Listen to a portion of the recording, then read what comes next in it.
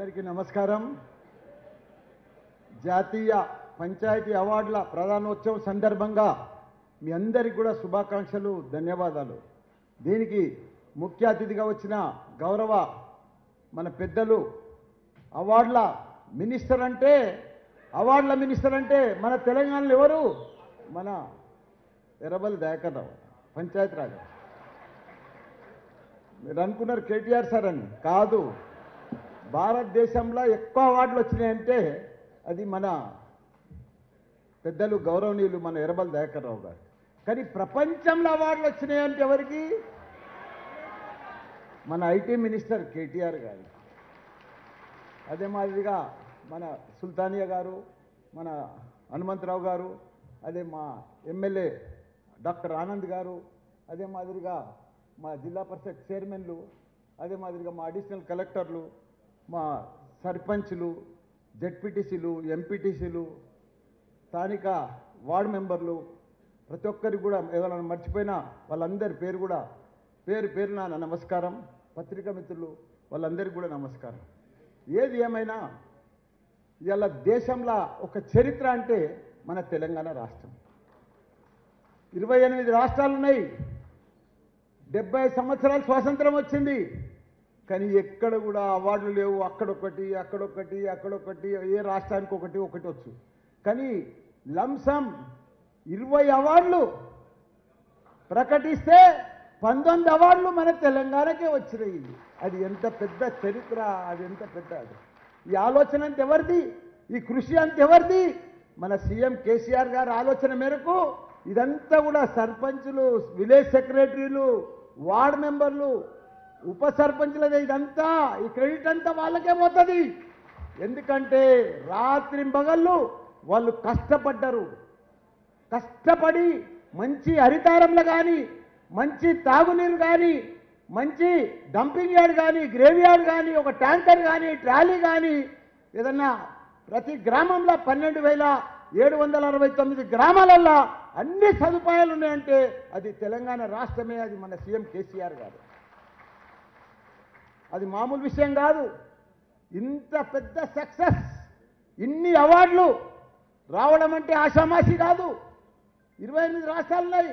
ఎక్కడ కూడా అవార్డులు లేవు, ఏం లేవు. అక్కడ కూడా గ్రామాలు ఉన్నాయి, 1000 గ్రామాలు ఉన్నాయి, 100 గ్రామాలు ఉన్నాయి. కానీ అవార్డులు లేవు. కానీ మన తెలంగాణలో మన కేసీఆర్ ఆయన ఆలోచన మేరకు మీరందరూ మీ కృషి, నేను ప్రతిసారి చెప్తా, కష్టపడితే ప్రయత్నం చేస్తే ఏదైనా సాధించవచ్చు.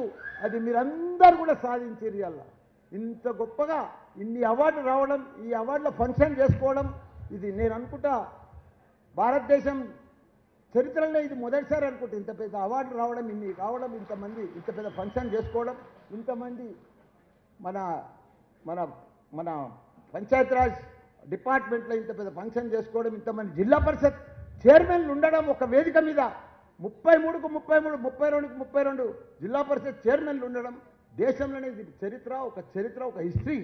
కాబట్టి మనం అందరం కూడా ఇంకా మనకి ఇప్పుడు అవార్డులు వస్తున్నాయని ఇంకా మనకు రెస్పాన్సిబిలిటీ పెరిగింది. మనం ఇంకా పని చేయవలసి వస్తుంది, ఇంకా ముందుకు పోవాల్సి వస్తుంది. ప్రతి గ్రామం, అసలు ఇప్పుడు చూస్తే ప్రతి గ్రామంకు అవార్డు రావాలి. కానీ కొన్ని కారణాల వల్ల కొందరు ఇస్తలేరు. అయినా పర్లే, ప్రతి గ్రామం మనం నంబర్ 1. మనం ఇప్పుడు దేశంలో తాగునీటిలో మనమే నంబర్ 1, హరితారంలో మనమే నంబర్ 1, డంపింగ్ గ్రేవ్ యార్డ్లలో మనమే నంబర్ 1, డంపింగ్ యార్డ్లలో మనమే నంబర్ 1, ప్రతి ఊరికి ట్రాక్టర్ ఇప్పించింది, ట్రాలీ ఇప్పించింది మనమే నంబర్ 1. ప్రతి దాంట్లో కూడా నువ్వు ఏ కోణంలో చూసుకున్నా మనమే నంబర్ 1 దేశంలో. మన రాష్ట్రం నంబర్ 1, మన సీఎం నంబర్ 1, మన కేటీఆర్ సార్ నంబర్ 1, మన ఎర్రబెల్లి దయాకర్ రావు నంబర్ 1. అదే కాబట్టి మీరందరూ కూడా ఇంకా కష్టపడాలి, ఇంకా పని చేయండి. మొత్తానికి ఇప్పుడు ఆయన 170-180 అవార్డులు వచ్చేది ఉండే కాదు. 12,000కు 12,000 అవార్డులు మనకే రావాలి.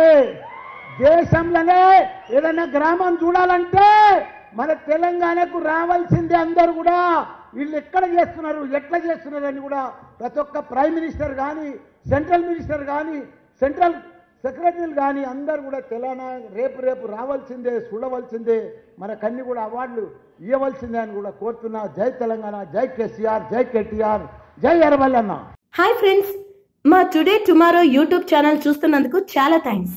మరిన్ని లేటెస్ట్ వీడియోస్ కోసం వెంటనే సబ్స్క్రైబ్ చేయండి.